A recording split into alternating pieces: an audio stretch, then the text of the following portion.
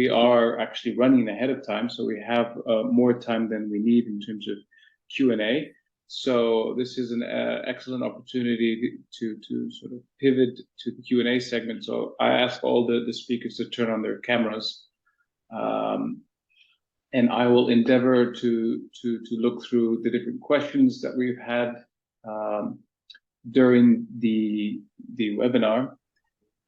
Maybe I'll begin with the last, since it's popped up in front of me, and this is for Sven. Is Caterpillar supplying total projects, or is the dealer taking care of these projects? So both are possible. We of course have the in-house expertise to provide complete solutions. But in this example, for the Lemgo, the local dealer, Zeppelin Power Systems, was a key part in integrating the whole solution. They basically supplied, of course, the genset, but the two heat pumps that I've shown were also part of their scope. Thank you, Sven. And there was another question for you as well. I might as well take advantage of the fact that you're there. There was a question regarding whether or not Caterpillar wanted to introduce gas turbine solution instead. I suppose that's very good question. Actually, the project I mentioned, the 3 G3520Hs, replaced an existing gas turbines. Well, thanks to the efficiency gain of the gas gensets compared to the gas turbine, and the flexible operation, this was enabling almost 50% CO2 savings compared to the previous installation with the gas turbine. So no, clearly the gas engines here was the better technology, and the technology of choice for this customer. Yeah, maybe I'll add to that a little, Hans. I mean, obviously, Solar Gas Turbines is a wholly owned subsidiary of Caterpillar, and we're working a lot closer with them than we historically had. As Sven had mentioned, you know, if an application, let's say, might have high pressure steam requirements or something that's better suited for a gas turbine, you know, our teams can, you know, work with Solar to get that integrated. You know, in this situation, it may have been hot water or something that, you know, was better suited for an engine. So we're, you know, we're equipment agnostic, obviously, as a company, and we'll support both. Thank you, Tom. I'll take advantage again. One final but small question for you, Sven, is just a question regarding how the heating system is it split into small circuits, or is it just one circuit? Do you have 3 different power centers? Sorry. It's one main circuit. Obviously, the different CHP units which I've highlighted, they're let's say spread around the city. So there are different let's say power plants or combined heating power plants that supply different parts of the district heating, which is a combined one. Okay, thank you for that. And we have an excellent question. I think we can well, all the speakers can answer. And this is a question regarding what are the main differences between Europe and the US's approach to CHP, combined heat and power, and district heating applications. I believe many of you have worked on both sides of the ocean. So maybe I'll start with you, Alex, since I know you have experience in both sides. Even in the European Union, the drivers can be quite different. The drivers in France for CHP were linked to the heating season, whereas the UK is the spark spread. And again, US follows typically more market level drivers as opposed to government level drivers for district energy. Thank you, Alex. Maybe Jan, any thoughts about that question? Yeah, I could talk for an hour about something like that.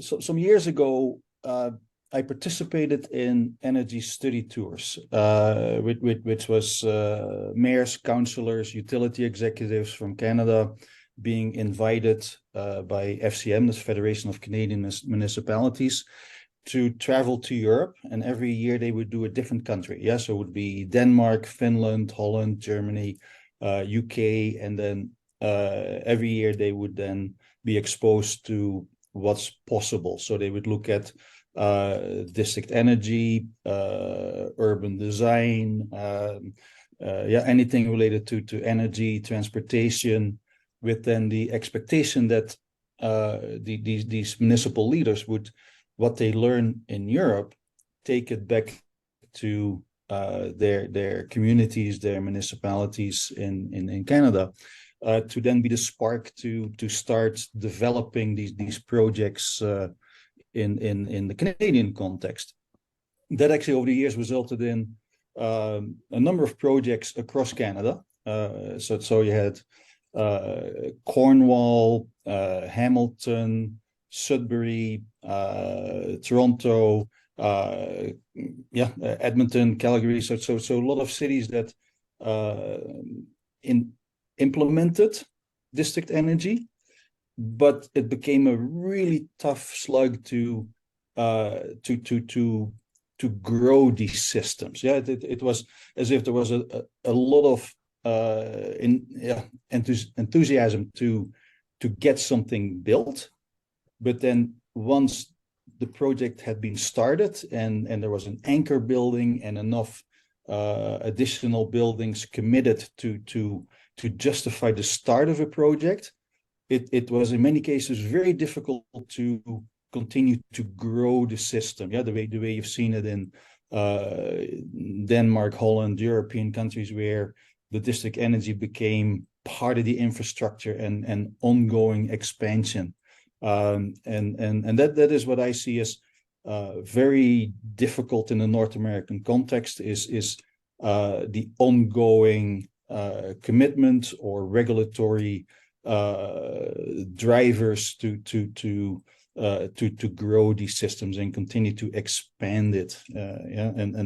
I see much more acceptance or regulatory expectation that these systems need to continue to grow. Where in what I've seen in North America is that it's very difficult to expand beyond the initial effort that is put in. Thank you, Jan. Sven, do you have anything to add before I turn to Andre, who has a more of a global perspective and maybe can even compare North America, Europe, and Asia in terms of district heating? So I may ask Tom to jump in because my primary focus is Europe. But yeah, whatever Mr. Marshall said before, it's true that the different countries have their own incentives and policies which are really driving the deployment for district heating in very specific ways. I think in Europe, maybe the integration with new technology, as I showed in my example, with solar, thermal, or heat pumps, to try to drive as much efficiency is probably at the forefront. And I think it's a good source for replicating in other regions. Yeah, and maybe to quickly add to that, Hans, is here in, let's say, North America and specifically the United States and even in Canada, we not only have our federal let's say regulations, but in the United States we have 50 states that regulate things a little differently, and in Canada they have the provinces. So it sometimes is, Alex very astutely said, it's sort of regional, where these projects go ahead and how different let's say states or local municipalities would look at them. For example, we have a project at District Energy St. Paul, which is a massive district heating and cooling and power system, Jan, similar to the one you talked about, a little bigger in scale, but we're adding a 100% hydrogen CHP system to that, right? So, I think you're seeing a lot of opportunities. I think district energy is a perfect market for CHP, and, doing things like this and getting the word out to all the people to get regulations and some of the, let's say, hurdles of interconnection and permitting and things a little less, let's say, severe is going to be very important. Thank you, Tom. Maybe Andre, you'd like to chime in as well in terms of your experience with the research program, but with many global members. Yeah, so essentially the deployment depends strongly, obviously, on the things that were said, so the regional conditions, etc. But it's also the building structure. So it's very different in different countries. So China is extremely densely populated areas. Europe quite densely populated, while in North America it's more spread out. So and the more spread out the building structure is, less let's say economically attractive is laying pipes, because you can sell less heat per pipe unit. That being said, so as we've seen in Asia, especially in China, we have large district heating deployment also with CHP. In Europe, it's depends a bit on the conditions that are there. Norway has a very low share of CHP, simply for the reason because they have very cheap electricity and they have electrical heating. Therefore, it's not water based. So yeah, it's very difficult to shift there because you have to change the houses. On the other hand, Iceland, for example, with almost 100% geothermal, they do everything with district heating. In US, it's very interesting. IDA is one of our sponsors. The focus is less the efficiency improvements of CHP, but the resilience that it provides. So there were many cases when, for example, big hurricanes struck the coast, where those campuses that had CHP-based district heating networks, they stayed online and had power and heat, and the rest of the grid was down, essentially. So it's a bit of a selling point, and I think this campus model, as far as I understand, in US is quite popular, simply for the reason because it's in one hand a big amount of buildings that are close by, so it's quite easy to manage.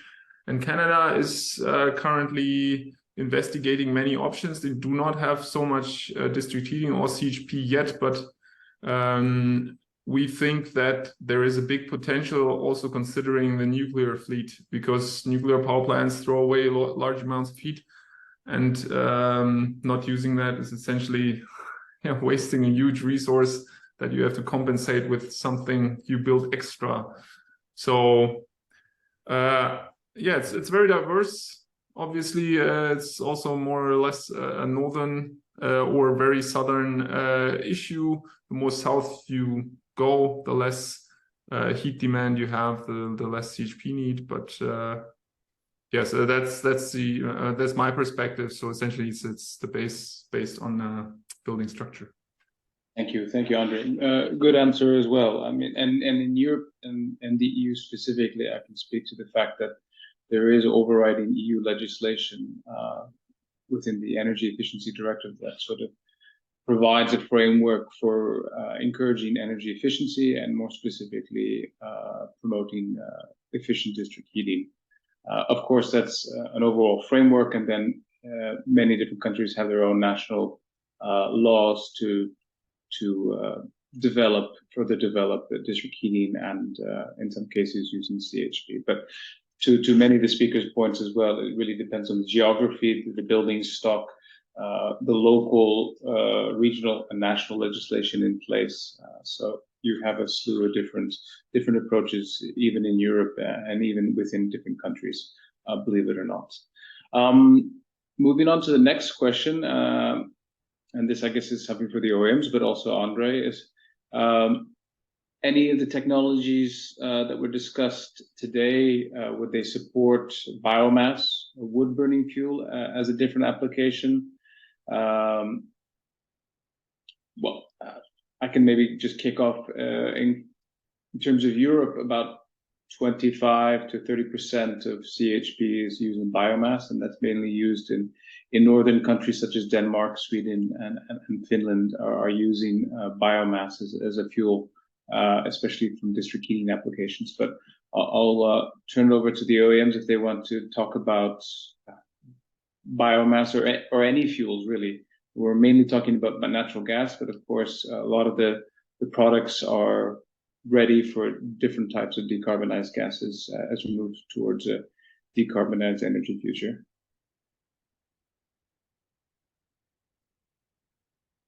Anyone want to jump in?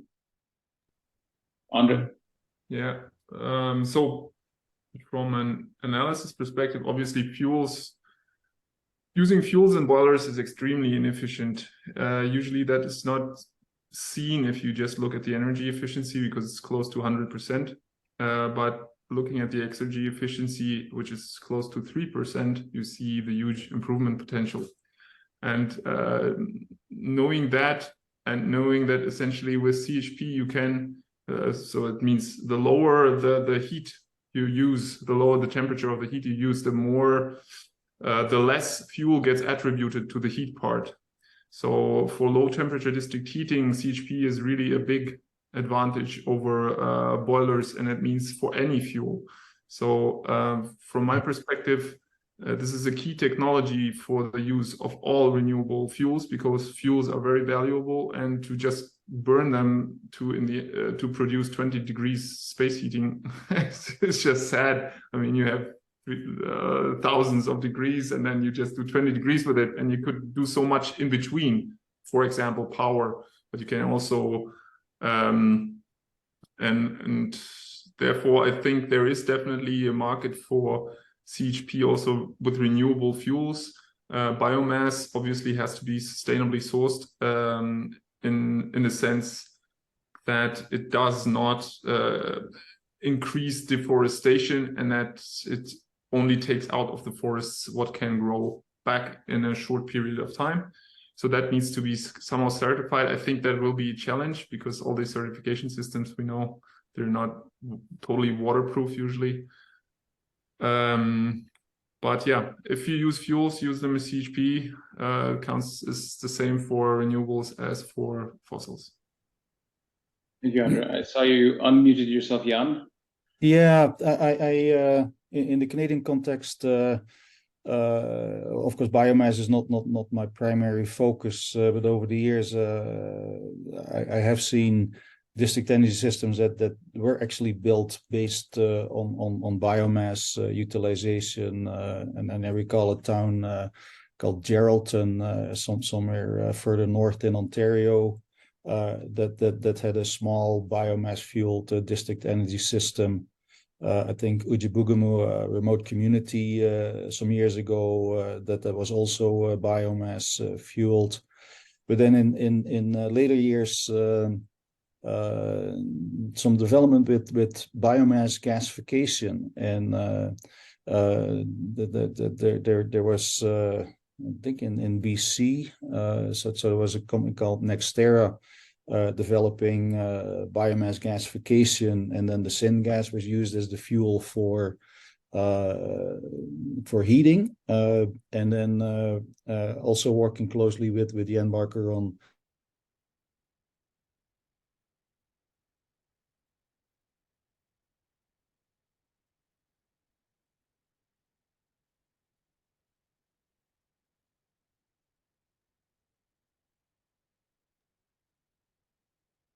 That Jan has frozen slightly. It's cold in Canada right now, Hans. I guess Jan has to rebuffer. Well, maybe Tom and maybe Sven, there's a question that perhaps you can address. It's the use of absorbent chillers to recover heats to produce chilled water for district cooling applications. I assume that's an option that you offer as well. Yeah, we're actually working on a district energy system right now in Chicago at a large university where we're putting in two CG260s, which are our 4-megawatt engines, and they're producing hot water, and then that hot water can be used through an absorption chiller based on seasonal conditions. So basically in the wintertime they'll be providing hot water for a heating loop, and then in the summertime they'll be providing chill water through a chill water loop with large absorption chilling machines. So it is something that, Caterpillar obviously doesn't make that equipment, but we integrate it, similar to what AB does and, Clark and others into our integrated system. And Andre, I suppose we will be seeing more of this application in the future. I think in your presentation, if I remember correctly, concerning Europe, you had a ratio of 100-to-1 in terms of the networks for district heating versus district cooling. But with climate change and climate adaptation, even in the northern countries, district cooling will play a more important role, as well as in the south, where even more cooling will be needed in the future. All right. I think we've come to the end of the questions.